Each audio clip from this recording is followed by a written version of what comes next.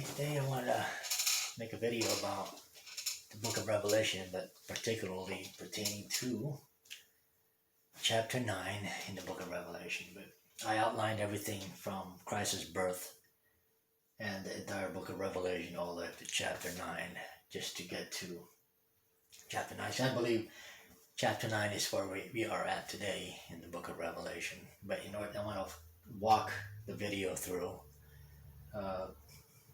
Not everything, but as much as I can in short video here. What happened in the past that's written in the book of Revelation, that's in our history. So I'm going to start with basically the three different types of viewpoints that's popular out there. That's preterism, historism, and futurism. I used to be futurism, but not anymore. I decided to think on my own. I decided to think outside the box. And this is what I got. So basically the preterism, I'm not going to go a whole lot in detail, with each one. But preterism, that group of people believe that everything in the Bible, eschatology-wise, has been fulfilled all the way up, way back in 70 A.D. After 70 A.D., nothing else has been fulfilled. Everything's been complete from 70 A.D. and before. Historism believe that eschatology and prophecies have been fulfilled all the way up to about right here at the end of the Middle Ages.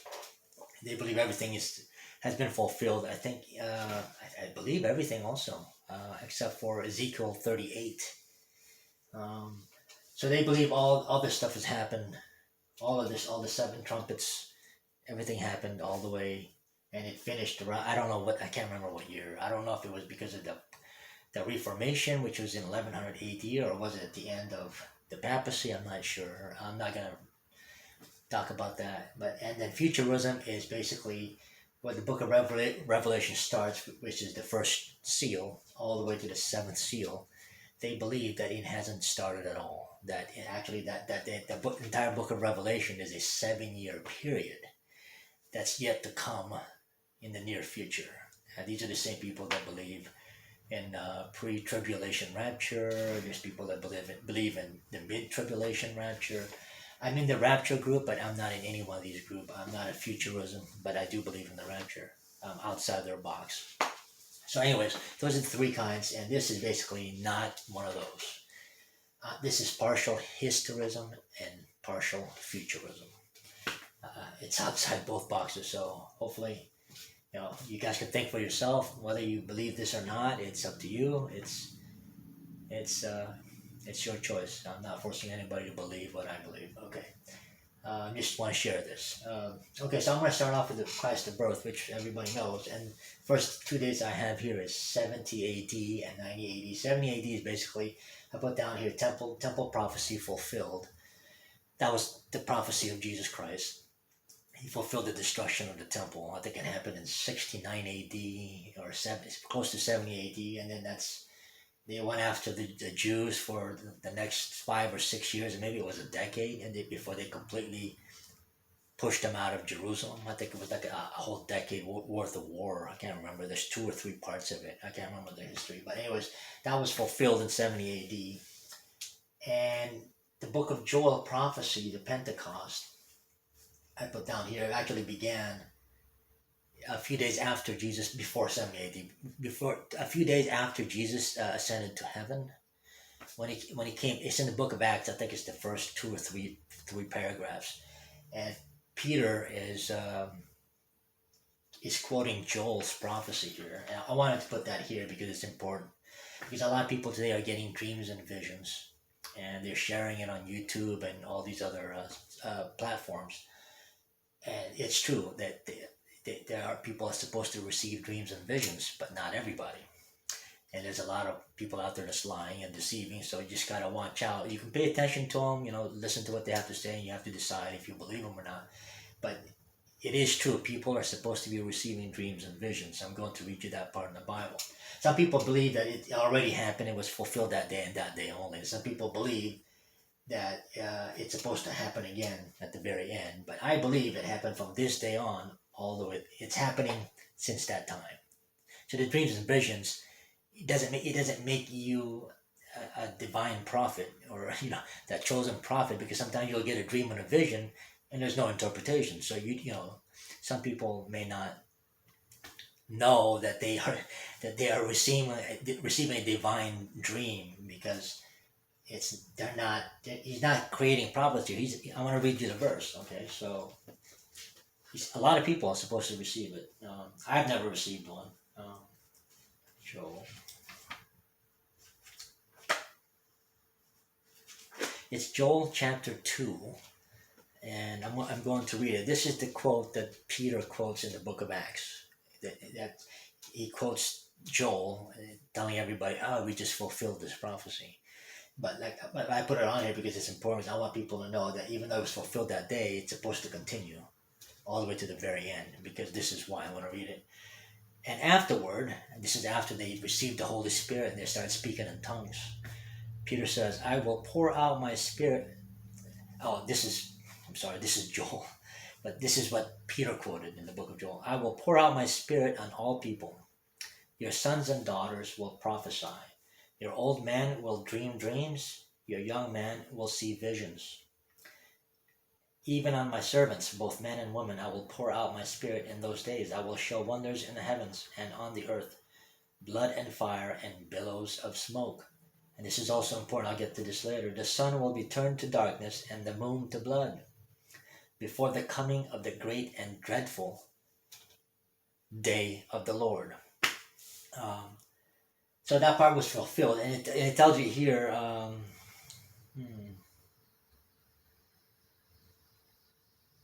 "I will pour out my spirit in those days." He didn't say day, it's plural with an S. So what days is the prophecy talking about? These days. From that day on, these are the days of Joel's prophecy. And Joel continues on. I read it to you. During those days, as this prophecy is being fulfilled, "I will also show wonders in the heavens and on the earth, blood and fire and billows of smoke, and the sun will be turned to darkness and the moon to blood before the coming of the great day of the Lord." So during these days, Joel's prophecy about people receiving visions and dreams is supposed to happen. So it is happening, folks. A lot of people are getting them. Just be careful. A lot of them are making it up. So just want to clarify that with some people it's a controversial. A lot of things in the Bible is controversial. Like I said, some people believe it just got fulfilled that day.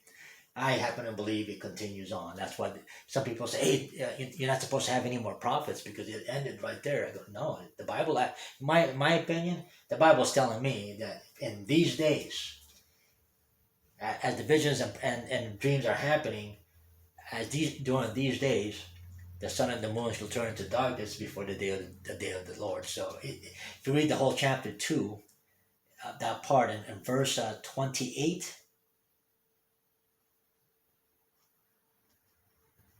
verse 28 to the end of the chapter, whatever it is, 35 or 32, if you finish off that chapter, that's the last part of chapter 2.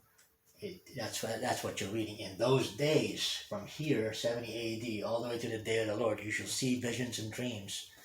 Your sons and daughters shall prophesy, and the sun and the moon will be turned into the darkness just before the day of the Lord." Okay, so enough about that. I want to talk about 90 AD is when the book of Revelation was supposedly written. This is controversial also. I want to stick with the 90 AD when John was in the Patmos Island. And I'm going to talk about, this is the first, these are seals. And the first 4 seals is called the 4 horsemen of the apocalypse. I'm just going to stick to that name. That's the nickname we got. It's 4 horses. Okay. And I'm going to read that part where I want to kind of show that it already began right after he received this vision. That there's no 2,000-year gap, and that the historism point of view is also not complete. So I'm going to the book of Revelation. I'm going to read the first chapter of the book of Revelation, but I have to. It's a must. "The revelation from Jesus Christ, which God gave him to show his servants what must soon take place. He made it known by sending his angel to his servant John, who testifies to everything he saw, that is, the Word of God and the testimony of Jesus Christ. So the book of Revelation is a testimony of Christ. And it's also at the bottom I have here, which is Matthew 24, Mark 13, Luke 17 and 21. It's also the testimony of Christ to the 12 disciples. Okay, so these are all prophecy related to the book of Revelation down here. That's what I put down here. This is when he's talking about the birth pangs and the time of sorrow, time of sorrows, and false prophets shall come, and this is Matthew 24 and Mark 13, and it talks about the sun and the moon. It talks about this. It's talking about the same thing as above in the book of Revelation. So I just put it down here. You guys can read these verses if you want to read them. If you're new at prophecy, if you're not, then you know what I'm talking about then. Blessed is the one who reads aloud the words of this prophecy. See, you're supposed to read this to people in churches. You're supposed to read the book of Revelation in our churches, Protestant and Catholic churches. I'm going to repeat it. Blessed is the one who reads aloud the words of this prophecy. We're supposed to be reading this like the Jews were reading their scrolls at the time in their synagogues. We're supposed to read this in our pulpit, wherever the pastor is, And blessed are those who hear it, because God wants everybody to hear what's the book of Revelation is supposed to be read to people, so people can hear it and know it and study it. Blessed are those who hear it and take to heart what is written in it, because the time is near, and it is near. So, I wanted to read that first paragraph coming from Christ. But the first part of the book of Revelation, Jesus talks about the 7 churches to John. I'm not going to go over it. You can read it. But after he talks about the 7 churches, this is what he tells John. After this, I looked. This is John speaking, chapter 4 of the book of Revelation. And there before me was a door standing open in heaven, and the voice I had first heard speaking to me like a trumpet said, "Come up here, and I will show you what must take place hereafter."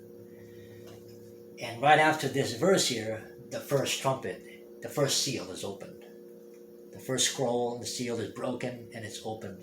Right after this is spoken by Christ, the first seal is spoken. So, to me, immediately at Patmos Island, when Jesus is speaking to John, "Come up here, I will show you what must take place hereafter." And this is Jesus. That was Jesus speaking, and this is John speaking. At once I was in the Spirit. Right after he says that, John was in the Spirit. That's what it says. I was in the Spirit, and there before me was the throne in heaven with someone sitting on it. Then you can continue reading that part. Like I said, the first 4 seals are open.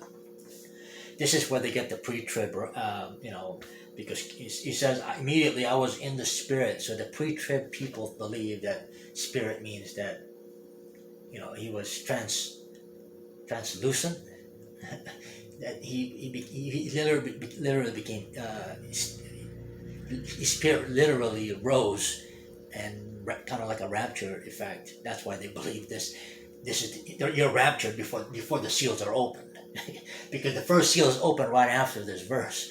This is why the pre-trib believe. One of the reasons why they believe that you are raptured before the book of Revelation begins. But outside of that box, I'm telling you that the Spirit here means that you are like in the Spirit, like a normal day. You want to get in the Spirit. You want to fast. Right? You're going to fast with the food because you want to be stronger in the Spirit. This is what it's talking about. He was immediately in the Spirit, meaning that his mind was focused in the heavens, not on the earth. But they took this a different way, and they considered this the rapture.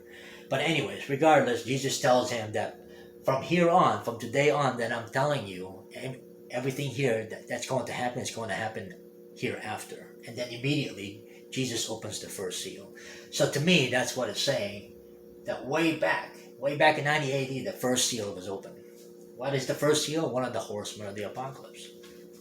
So let's go through this. The first, and this is a long period, guys. Okay, the trumpets is a long duration. The horses are riding and riding for decades and centuries. They're just the whole purpose of the four horsemen. Okay, there's four horses here. The first four seals are four different horses. If you haven't, I'm just going to briefly go through it. It's a black horse, a pale horse, a red horse, and a green horse. They represent war, famine, pestilence, and economic turmoil, or yeah, collapse, or basically poverty. Uh, and it's representing that during once the first seal is open, the horse is riding. It's released. God releases the first horseman. That means it's riding around all over Earth, creating this war. And guess what? War's been happening since then. Same thing with the second horse, the third horseman, and the fourth horseman. So I don't know if anybody who studied any part of medieval, the Dark Ages history. Okay, people didn't live that long. You were lucky to live up to 60 years old. Most men died early from war. They were butchered, killed, savaged, or they were part of the army or the military. They didn't live very long. A lot of people died from famine, pestilence, and hunger. So there's evidence right there. That's what they called it, the Dark Ages. Nobody wants to live during those days because you didn't live very long. And what was the reason? Because of the tribulation period. What was the tribulation? The first four horsemen of the apocalypse. And yeah, that means they're riding around, and it's a long period.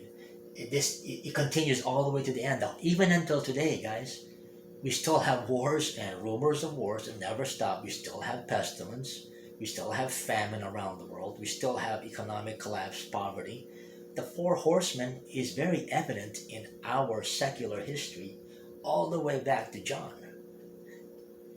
And Jesus tells us he's releasing it that very same day after he's speaking to John. I'm going to release the horsemen of the apocalypse. I'm going to release it hereafter.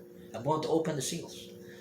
So, like I said, if you've studied I call it the four horsemen of the apocalypse and Dark Ages, the Middle Ages, I put it up there because this is the period of time where really it's very prevalent that the four horses were riding around. I mean, during the past 100, 200 years, we've had, more people succumb to the wars and the famine during the Dark Ages than today.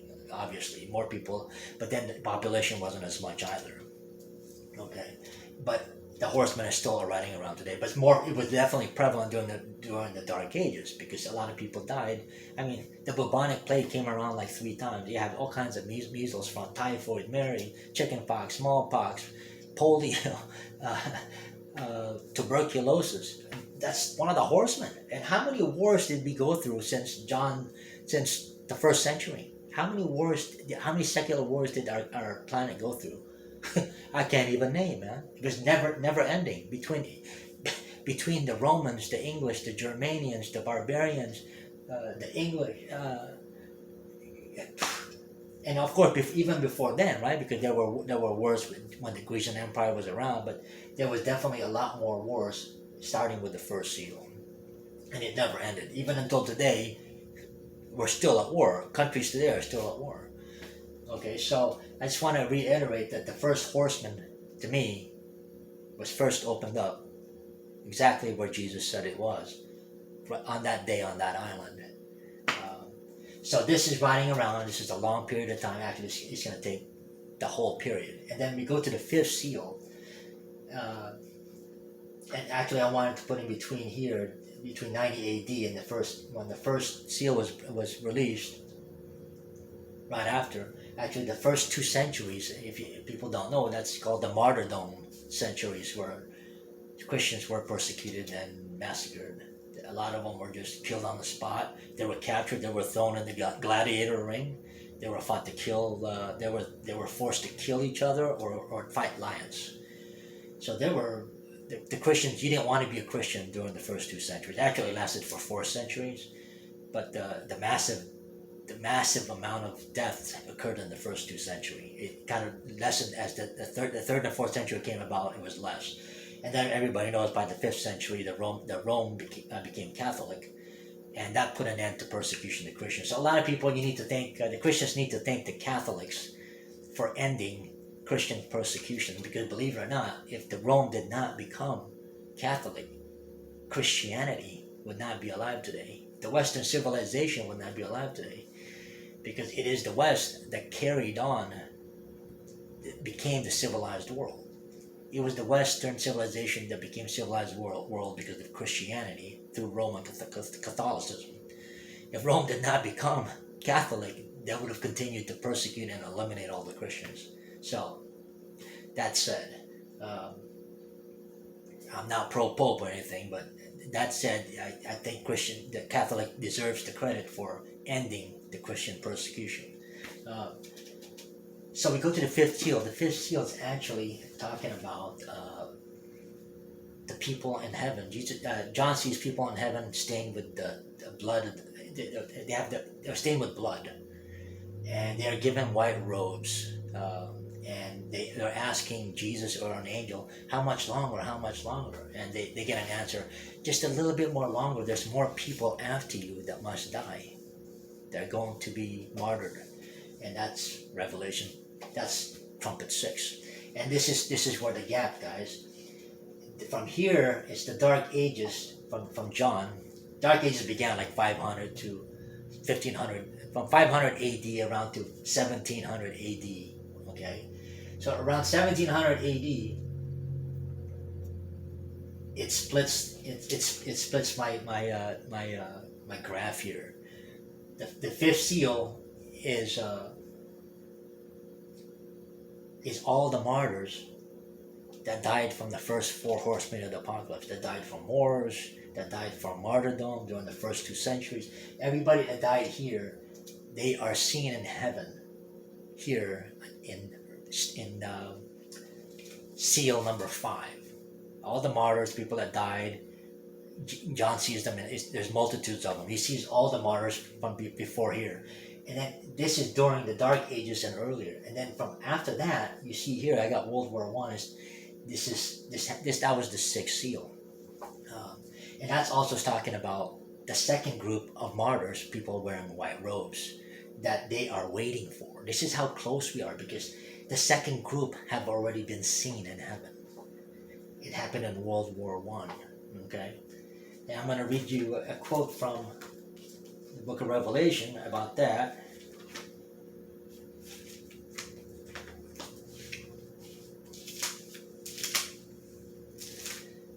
And that is Revelation chapter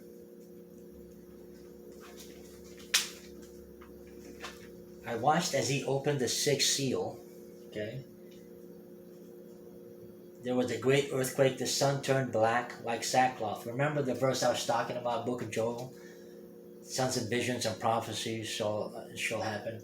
And just before the day of the Lord, you will see the sun turn into darkness. It's talking about right here. It's talking about right here in Revelation chapter 6, folks. "I watched as he opened the 6th seal. There was a great earthquake. The sun turned black like sackcloth made of goat hair. The whole moon turned blood red," etc.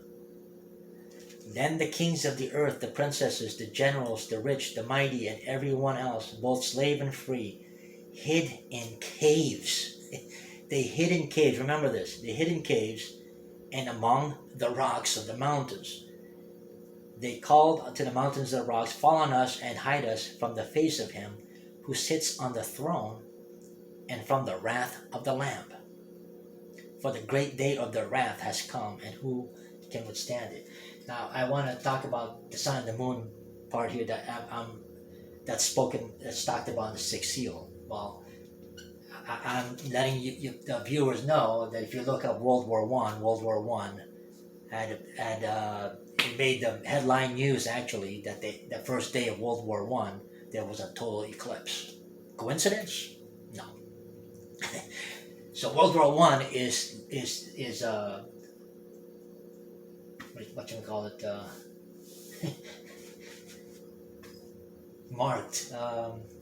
landmarked. World War I is landmarked with a solar eclipse. And if you read chapter 6, if you read Revelation, book of Revelation, the sixth seal, the landmark, one of the landmark is a eclipse. The sun will be darkened, and also the book of Joel, which I just read you. One of the signs just before the day of the Lord is the sun shall turn. There is a total eclipse, and it's talking about the same thing, I believe, folks, that the book of Joel is talking about, and chapter 6, seal number 6, I believe it's talking about the same sun, moon, and the red darkness, which, like I said, World War I is landmarked with a total eclipse in our secular history. You guys can look it up. Believe me or not, it's up to you. You can think for yourself, but that's one of the reasons why I believe World War I is the sixth seal. And when it's talking about all the kings and of the earth and the princess, kings of the earth, the princesses. Okay, these are generals. These are war generals. This is the entire planet, folks. The rich, the mighty, and everyone, both slave and free, hid in caves. Now, people think that the sixth seal is talking about the future, folks. Okay, how could it be the future? Okay, think about this. If you and I were at war today and we think, oh, it's the wrath of God, are we going to hide in the caves? No, we're not surrounded by caves anymore, people. We got to remember, World War I happened just before the industrialized. World War I was pre-industrialized revolution. It happened before any country was industrialized. It's right after World War I that the Industrial Revolution took off. So imagine people's houses back then. People were living in brick houses and maybe huts and tent, small wood that looks like a shed. You would call a shed today.